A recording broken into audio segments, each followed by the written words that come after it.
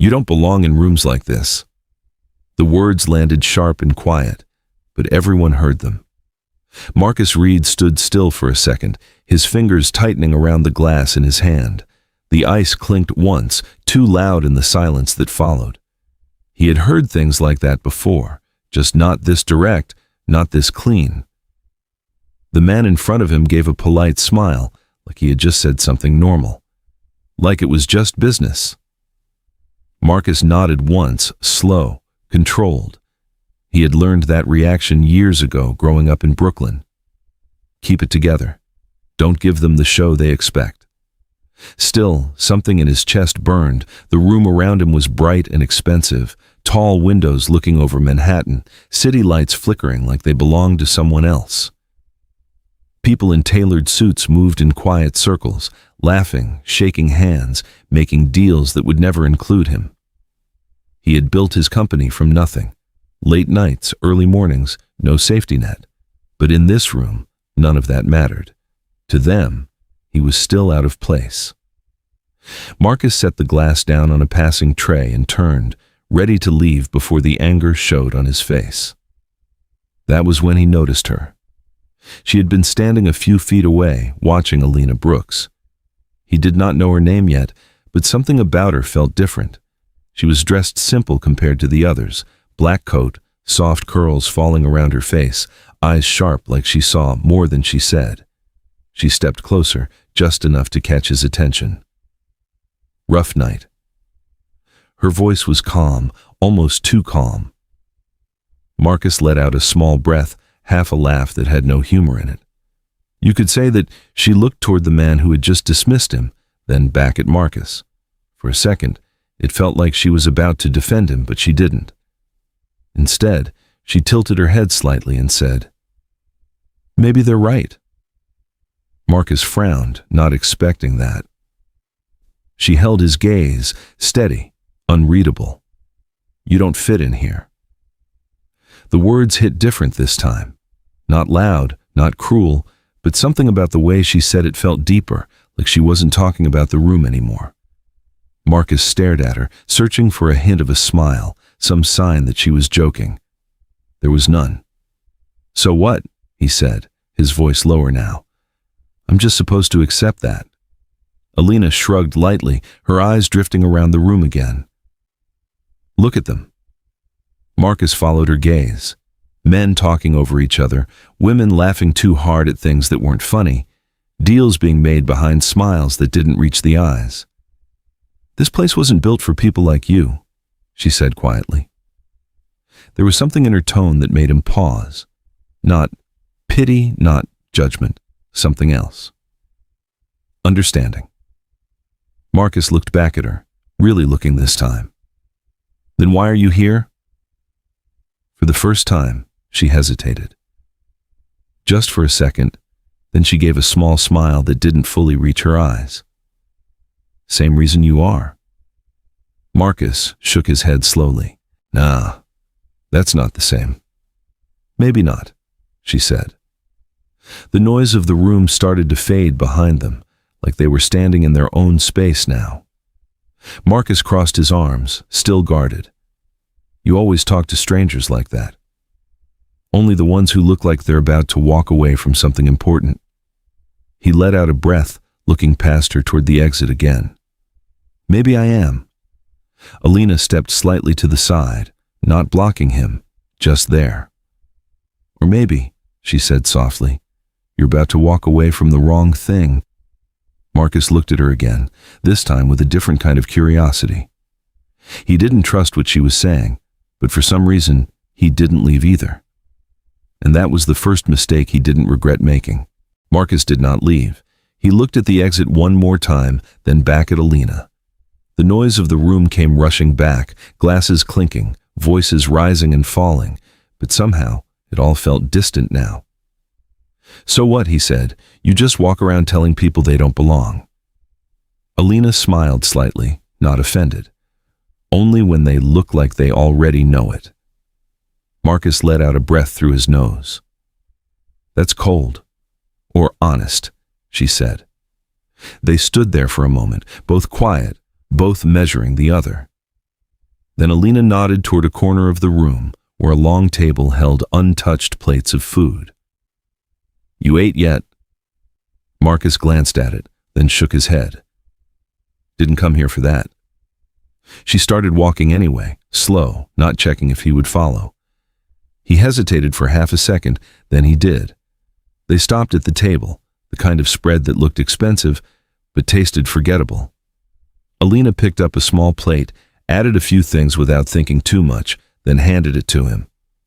Marcus looked at it, then at her. "You always this pushy." She shrugged. "You look like you haven't eaten since this morning."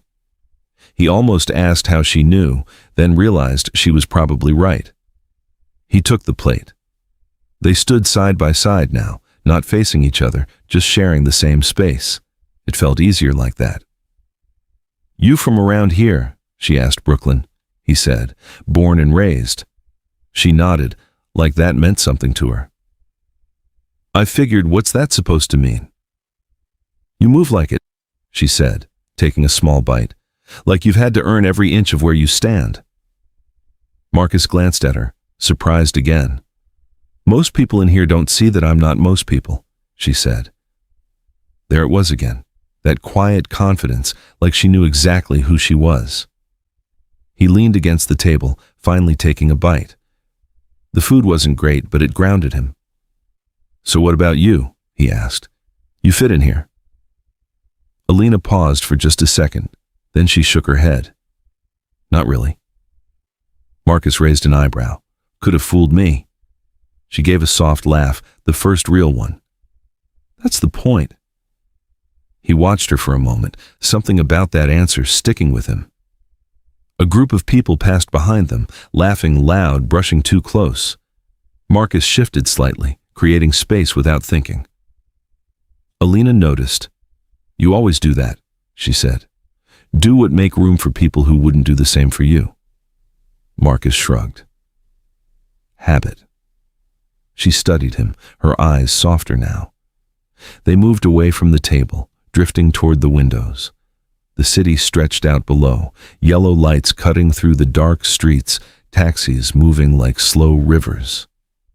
"It's different up here," Marcus said quietly. "Different how feels like you can see everything, but you don't really belong to any of it." Alina nodded, her shoulder almost touching his now. For a moment, neither of them spoke. Then she said, "You ever think maybe you're not supposed to belong to it?" Marcus looked at her. "Then what? Maybe you're supposed to build something better than it." He let that sit. The way she said it didn't sound like motivation. It sounded like something she believed, something she lived. A server walked by with drinks, and Alina grabbed two without asking, handing one to Marcus. He took it, their fingers brushing for a second. It was small, nothing dramatic, but it lingered longer than it should have. "You always take drinks that aren't yours?" he asked. "Only when they're already paid for," she said, smiling. Marcus shook his head, but he smiled too, just a little. Time passed without either of them noticing. The room shifted, people leaving, others arriving, but they stayed near that window like it was their own space.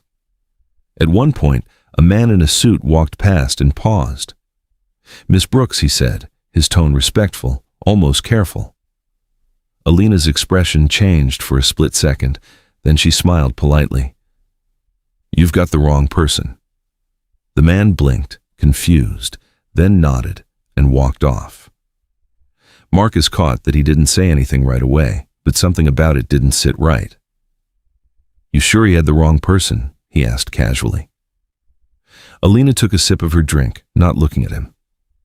"Happens all the time." Marcus studied her profile, the way she avoided his eyes just then. He didn't push it. Not yet. Instead, he looked back out at the city. "So why'd you really come tonight?" he asked Alina. Turned to him, her expression softer again. "Maybe I was curious," she said. "About what? About who you'd be after someone told you that you didn't belong." Marcus let out a quiet breath. "And what do you think now?" She held his gaze, steady, searching. "I think you stayed." There was something in the way she said it that made the noise of the room disappear again. Marcus didn't answer, but he didn't leave either. Marcus did not expect to see her again. But 3 nights later, he did. It was just past 9 p.m., the air in Brooklyn cool and a little damp, the kind that made the streetlights glow softer. Marcus stepped out of a small live music spot on Fulton Street, the bass still echoing in his chest. And there she was. Alina stood near the curb, hands tucked into her coat, watching a sax player finish his set on the corner. He slowed down, almost thinking he was imagining it. "You follow people now," he said. When he got close, she turned, a small smile already there. Only the ones who don't leave. Marcus shook his head, but he smiled too. "You always got something to say, only when it matters." They fell into step without asking, walking down the block like they had done it before. The city felt different at night, louder but somehow more honest. A car rolled by, slow, music spilling out the window. Someone laughed across the street. The smell of food from a late-night truck drifted through the air. "You eat?" Alina asked. Marcus glanced at her. "That your thing now?" She nudged his arm lightly. "Just answer." "Yeah," he said. "Not enough, though." "Good," she said, already turning toward the truck. He followed again. They stood side by side, waiting for their order, the vendor moving fast, flipping meat, calling out numbers. Alina leaned forward slightly, watching like she was learning something new. "You don't come out here much," Marcus said. She shook her head. "Not like this." "Like what? Like it's normal." Marcus looked at her, then back at the street.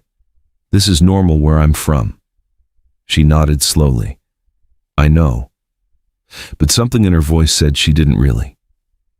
They got their food and walked a few blocks before finding a quiet stoop.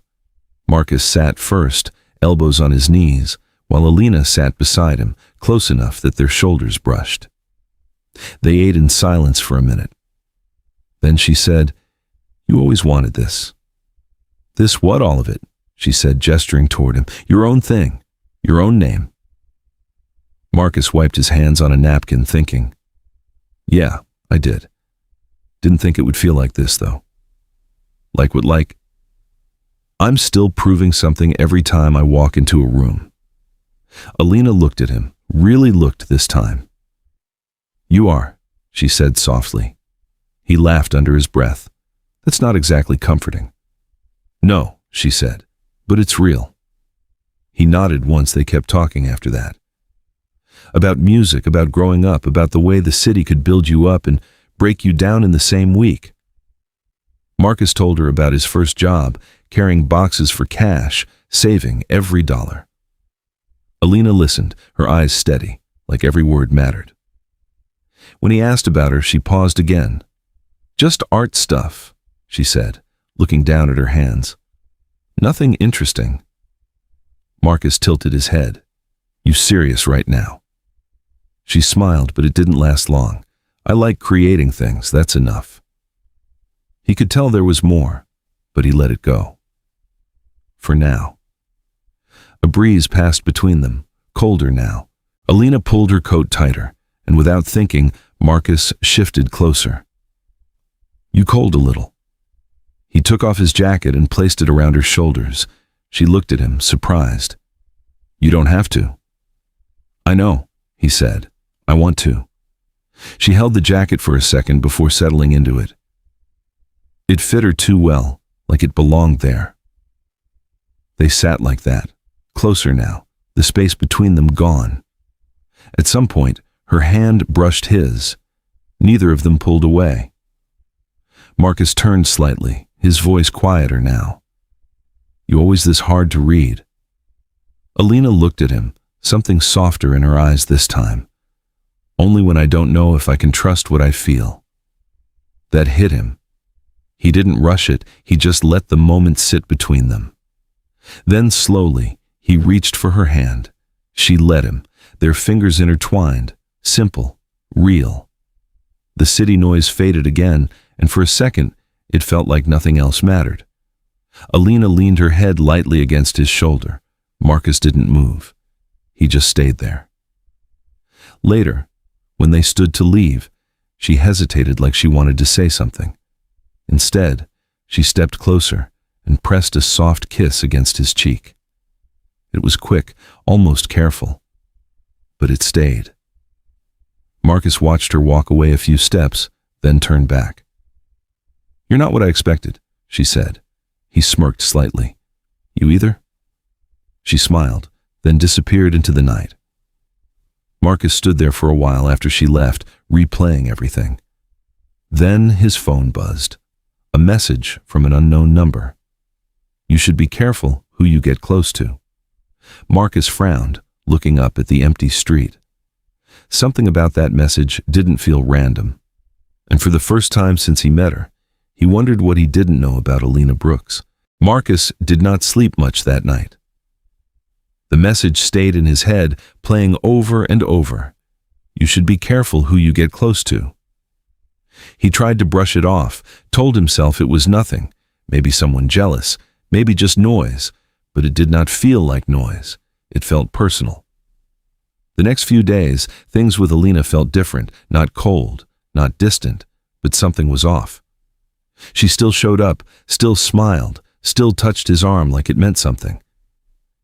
But there were gaps now, moments where she disappeared into her phone, stepping away to take calls she never explained.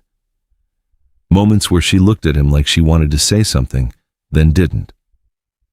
Marcus noticed everything he always did. One evening, he invited her to his space in Brooklyn. Nothing fancy, just a clean apartment above his small office, music low in the background, city noise humming through the windows. Alina walked in slow, looking around. "This is yours." "Yeah," he said, "built it piece by piece." She nodded, her fingers brushing the edge of a desk, the kind of place that carried history. "I like it," she said softly.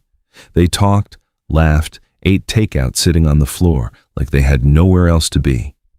For a while, it felt normal again. Then Marcus's phone buzzed. He glanced at it without thinking. An email preview lit up the screen. "Brooks Holdings request update." Alina saw it. Her whole body went still for half a second. Marcus noticed that, "You good?" he asked. She nodded too quickly. "Yeah." "Why?" He picked up the phone, reading the line again. Then he looked at her. "You ever heard of Brooks Holdings?" There it was. A pause too long. Alina looked away, her jaw tightening. "Why are you asking that?" she said. Marcus stood up slowly, the shift in the room immediate. "Because I just got rejected by them last week," he said, his voice steady but sharper now. Same room. "You were in?" Alina did not answer. Marcus stepped closer. "And I get this message telling me to be careful who I get close to," he continued. "Then I see your face when that name pops up." He searched her eyes. "Say something." Alina took a breath, her hands folding into each other like she was holding something back. "It's not what you think," she said quietly. Marcus let out a short laugh, no humor in it. "That's what people always say when it is exactly what I think." She looked at him now, really looked, and there was something in her eyes that felt like fear. Marcus felt his chest tighten. "You lied to me." He said, "I didn't lie." She said, her voice rising just enough. "I just didn't tell you everything, that's the same thing." "No, it's not." Marcus shook his head, stepping back like he needed space. "I asked you straight up who you were," he said. "You gave me half answers." Alina moved closer now, because I knew this would happen. "What?" "Me finding out the truth," he shot back. "Or me realizing you've been playing me this whole time." Her face flinched at that. "I'm not playing you." "Then what is this?" Marcus said, his voice louder now. "You just happen to be around, just happen to know things, just happen to dodge every real question I asked." The room felt smaller now, the air tighter. Alina's eyes filled with something he could not fully read. "I wanted you to see me," she said, her voice softer now. "Not what comes with my name." Marcus laughed again, louder this time. Your name, he repeated. So there is something to that. She closed her eyes for a second. Marcus watched her, his patience breaking. Say it. Alina looked at him, and for a moment it felt like she might finally tell the truth. Then she shook her head. I can't. That was it. Marcus stepped back like she had pushed him. You can't, he said, his voice dropping low now. Or you won't. It's complicated. Nah, he said. It's simple. You either honest with me or you not. Silence filled the room. Alina stood there, her hands shaking just slightly. Marcus saw it, and still, it did not change how he felt. I told you, he said, quieter now, but heavier. I've been through this before. He looked at her like he was trying to hold on to something that was already slipping. I'm not doing it again. Alina stepped forward, reaching for his arm. Marcus pulled back. Don't, he said. That hit her harder than anything else. You think I'm like them? She asked, her voice breaking just enough Marcus did not answer right away. Then he said, I think you not who you said you were. That was worse. The space between them felt wider now, even though they stood only a few feet apart. Alina swallowed hard. I never meant to hurt you. Marcus nodded slowly. Yeah, he said, but you did. Neither of them moved. The music in the background kept playing, soft and distant, like it belonged to another room. Finally, Marcus looked away. You should go, he said. Alina stood there for a second longer, like she was hoping he would change his mind. He didn't. She walked to the door, her steps slow, heavy. Right before she left, she turned back. I didn't lie to you to use you, she said. I lied because I didn't know how to be honest without losing you. Marcus did not look at her. Then you already lost me, he said. The door closed, and just like that, everything between them cracked. Hi, friend. Before we continue, I need your help. We've noticed the channel losing traction, and subscribing is one of the best ways you can support us. It's quick, free, and helps us keep delivering great content for you. Your support means everything. Comment your city or country below. Let's see how far this community reaches. Thank you. Now back to the story. Marcus kept walking until the street noise swallowed everything behind him. He did not look back. Not once. By the time he reached his car, his chest felt tight like something was sitting on it. He sat inside without turning the engine on, hands resting on the steering wheel, staring at nothing. Her voice kept replaying. I was going to tell you. He let out a slow breath, then laughed once under his breath. Too late. The drive back to Brooklyn felt longer than usual. Every red light stretched, every block dragged. The city that once felt alive now felt distant, like he was just passing through it. When he got home, the apartment was quiet, too quiet. He dropped his keys on the table, the sound echoing more than it should have. His jacket still carried a faint scent of her, something soft, something he had not noticed before. He froze for a second, then pulled it off and tossed it across the room. He did not want to think about that. But he did anyway. The way she had leaned against him on the stoop, the way her hand had fit in his, the way she had looked at him like she saw something real. Marcus ran a hand over his face and sat down on the couch. His phone buzzed. He looked at it. Alina. He did not open it. Another buzz, then another. He flipped the phone over and let it sit there.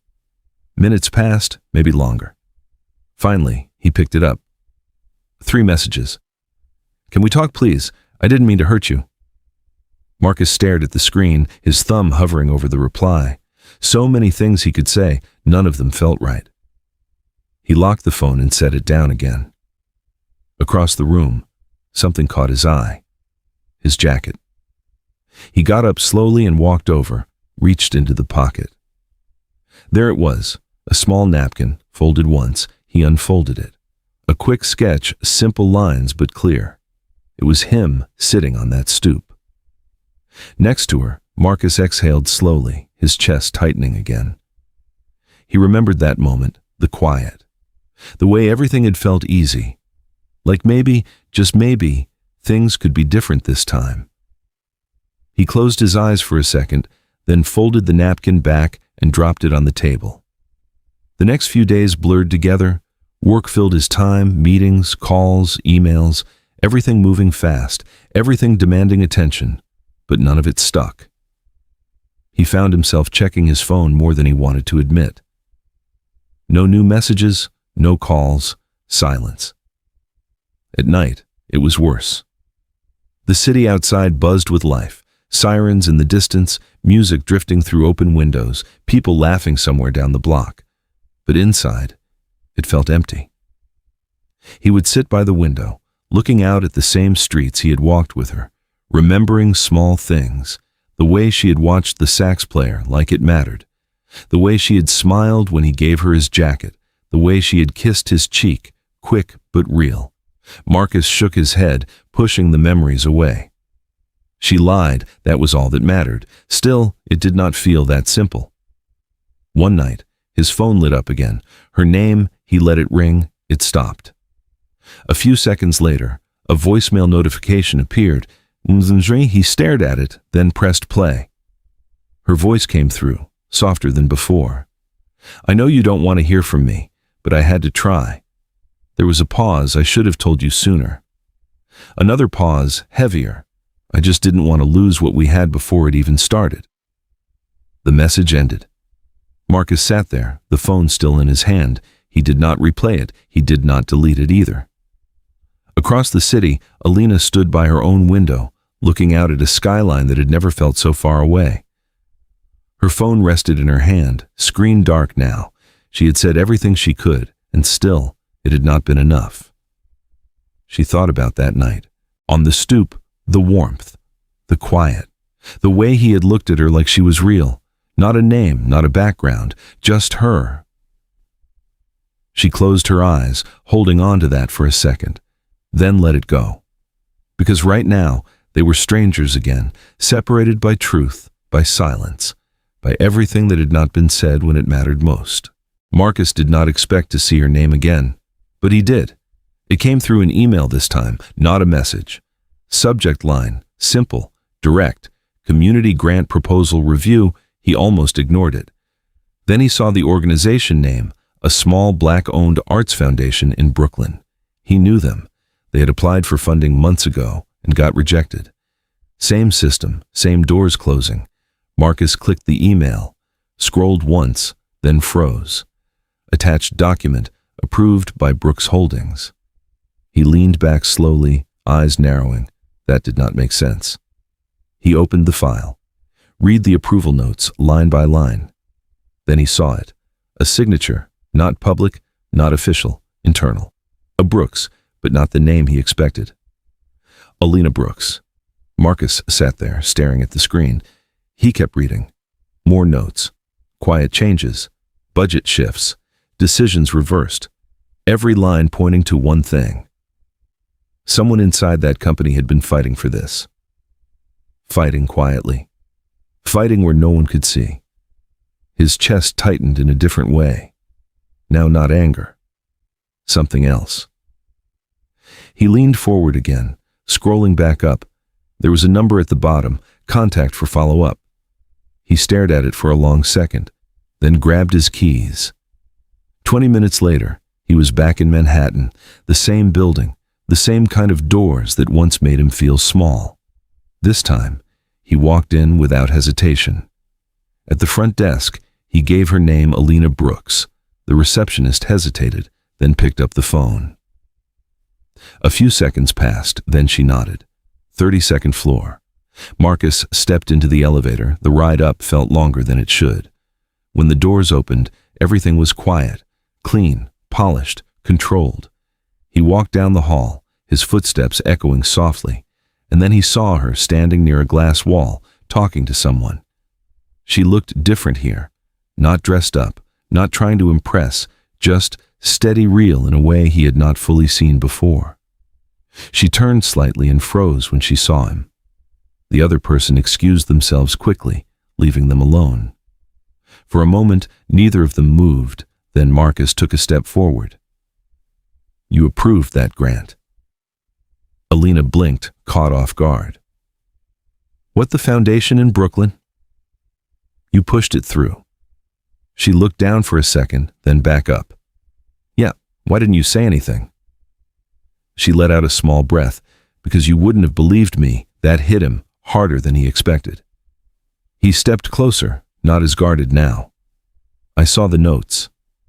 Everything you changed, everything you fought for."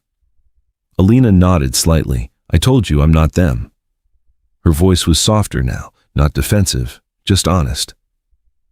Marcus looked at her, really looked this time, the way she stood, the way she held herself, not above him, not separate, just someone who had been trying in her own way. "I thought you were part of it," he said quietly. "I am," she answered. "That's the problem." Silence again. But this time it felt different, less heavy, more open. Marcus exhaled slowly. "Why didn't you tell me that night?" Alina shook her head. "Because I didn't want you to see me as the reason doors closed for you. I wanted you to see me first, not my last name." Marcus nodded once. He understood that more than he wanted to admit. They stood a few feet apart now, closer than before. Not close enough yet, but not strangers either. "I was angry," he said. "I know I still am," he added. Alina gave a small nod. "That's fair."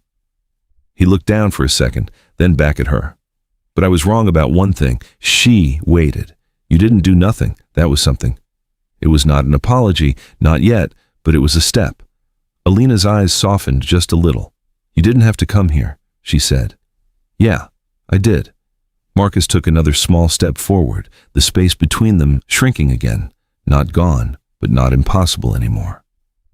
Outside the window, the city moved like it always did, but inside that moment, something had shifted, not fixed, not finished, but no longer broken beyond repair. Marcus did not leave that day.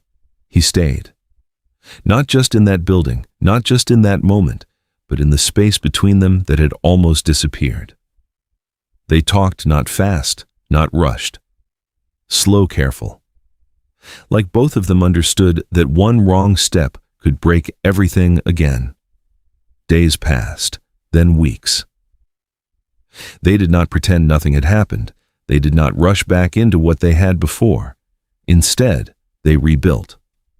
Piece by piece, Marcus showed up differently, not guarded the same way, still strong, still careful, but willing to listen. Alina did the same. No more half-truths, no more silence when it mattered. One evening, they met back in Brooklyn. Same block, same quiet street. The music from the corner was softer this time, like the city itself had slowed down for them. They sat on that same stoop again. Not by accident. This time, it was a choice. Marcus leaned back, looking out at the street. "You know," he said, "I almost didn't come back that day." Alina glanced at him. "But you did." "Yeah." He nodded once. "Because I realized something." He turned slightly toward her. "Walking away is easy. Staying takes something else." She held his gaze. Something stronger. Marcus smiled a little, something like that. Silence settled between them again, but this silence felt full, not empty. Alina shifted closer, her shoulder touching his. "You still mad at me?" Marcus let out a breath. "A little," she nodded. "That's fair, but you still here." He looked at her, then reached for her hand. "Yeah, I'm still here." Their fingers intertwined again. This time, it felt steadier, like something that had been tested and did not break. Weeks turned into months. They built something real, not perfect, not easy, but honest. Marcus brought her into his world, late nights planning, early mornings grinding, letting her see every part of it. Alina did the same, not hiding who she was anymore, not shrinking her truth. They stood side by side, not above, not below, together. One afternoon, in the same kind of room that once made Marcus feel like he did not belong, everything changed. He walked in with her, not alone. This time, people looked, some surprised, some unsure. But Marcus did not flinch. Alina did not step back. When the meeting ended, he turned to her, a small smile on his face. "You still think I don't fit in here?" She shook her head. "No. You changed the room." He laughed softly, then took a breath. There was something he'd been holding on to, waiting for the right moment, and now it was here. Marcus stepped closer, reaching into his pocket. Alina's eyes widened slightly, not out of shock but understanding. "I'm not perfect," he said. "I don't always get it right. But I know one thing, I'm not walking away from you. Not this time." He held out a small ring, simple, real, like everything they had built. Alina's eyes filled, her hand rising slowly to her mouth. "You sure about this?" Marcus smiled. "I stayed, didn't I? That was enough." She nodded, tears slipping down, but her smile, stronger than anything else. "Yes." The word came out soft, but certain. He slid the ring onto her finger. The room faded. The city faded. It was just them, standing in a place that once tried to push him out, now witnessing something that could not be denied. Later that night, back in Brooklyn, they stood on the same street where everything had begun. The music was louder now, the lights brighter, but what mattered was simple. He pulled her closer. She rested her head against his chest, and for the first time, nothing felt uncertain. Marcus looked down at her, then out at the city. Sometimes love does not come easy. Sometimes it comes with truth you are not ready to hear. But when it is real, you don't run, you stay. And if you felt this story, if it reminded you of something real in your own life, go ahead and hit subscribe so we can keep bringing you stories that matter. Drop your city or your country in the comments so we can see where you are listening from, and share this with someone who needs to be reminded that real love does not leave. It stays.